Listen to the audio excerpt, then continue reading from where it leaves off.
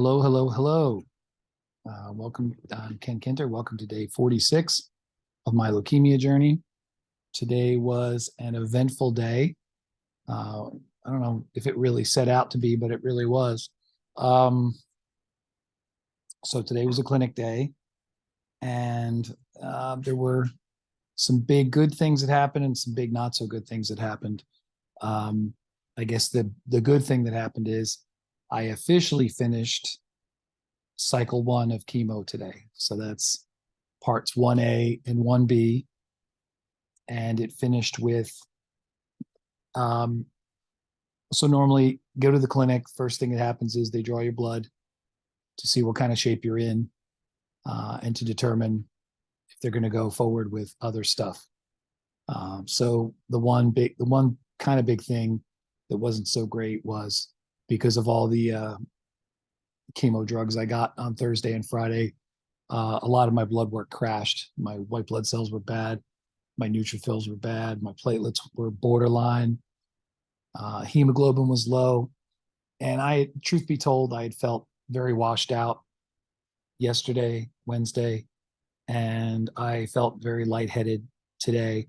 So I kind of knew my blood pressure was down. And I think the rest of it's the hemoglobin. I think it's just feeling a lack of hemoglobin because I think that's one of the things that conveys oxygen around. So without it, you just feel very listless. You don't feel like doing anything.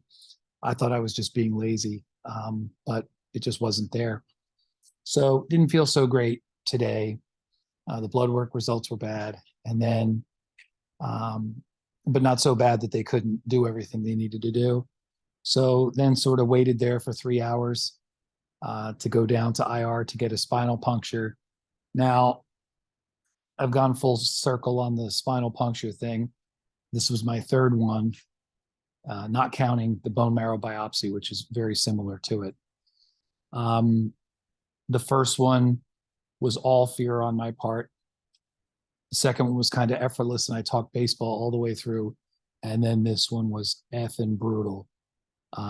They couldn't get fluid out of my spine. They hit me in two different places. They hit a nerve with the initial injection for painkiller. So even the painkilling shot hurt. And then when they start going into your back, sometimes you can feel it down your ass and your leg. I guess I don't know if it's your sciatic nerve or whatever, but they're knocking on it. So I was, in your belly down on this like ironing board. And so I was clutching onto that thing for dear life and just breathing and breathing and breathing and breathing to get through it. And it really, really, really hurt.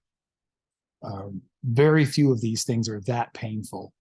Usually it's an inconvenience, or like when you go to the dentist, the worst part is when you get the shot. After you get the shot, you're numb. They do whatever they do. And then maybe you feel it when the numbness wears off, but this was bad. And of course, and they couldn't get fluid out of me. So they couldn't get the samples, couldn't do the test. Not good. And I don't know if that's going to be a sign of things to come. One doctor said the more of these things you get, the more likely you are, or the harder it is to get fluid. Another one said you just hydrate, which I do. And that doesn't necessarily have anything to do with it. So we'll see how that goes, because I'm signed up for at least two more of these things, I think. So stay tuned on that. And the last thing you want when you're doing a spinal puncture is any headaches. You want everything to go boom, boom, and get out the door. And then after you get one of these things, you have to lay flat for 2 hours. So get it done. They beat up on me felt like 20 to 30 minutes, and then get back up and lay down for 2 hours. And of course, as soon as you lay down, you have to pee. So that you got to deal with that. It's a long 2 hours. And they gave me blood because I guess, again, to try to beef up my numbers. So again, eventful, rough day, long day.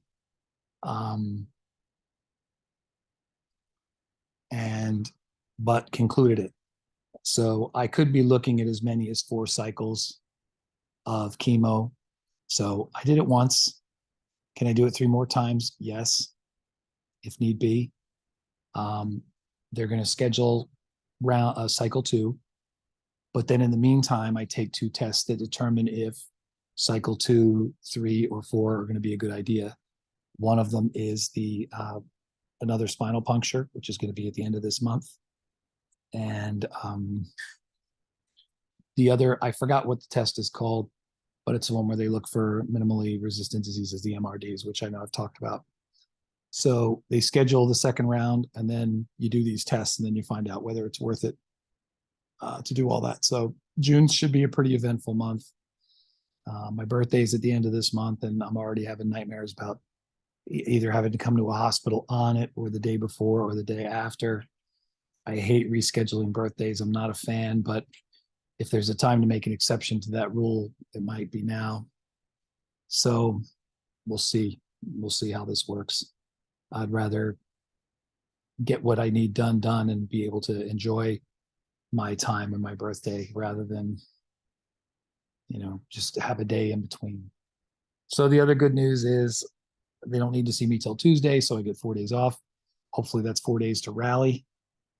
I'm eating very well. I'm getting through most days without naps, which is, I think, a good sign, because normally I couldn't make it through a whole day without. I have lots of other things to catch up on. I have work things to catch up on. I have things around here to catch up on. So I need to balance rest with moving some things forward. So that's the plan for the extended weekend. Again, got a real taste of what it's like to have good days and bad days, the roller coaster of illness and treatment, and the marathon as opposed to the sprint. And this was a rough mile. This was a mile uphill.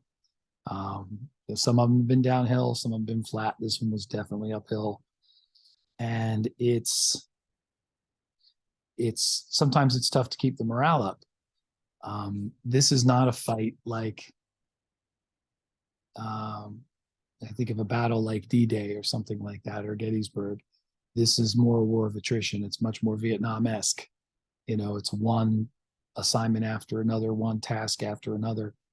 And each time I have to scare up the ability to do it and to stay with it, even though there's part of me that just wants to flee.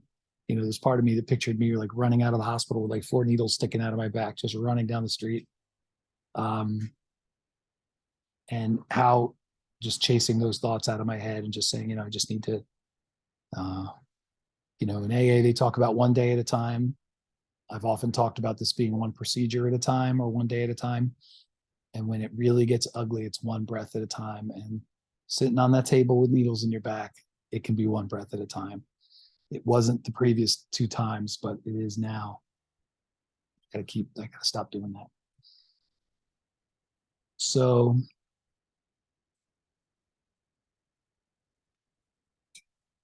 light show. So that's pretty much the deal. Rough day, and these days happen.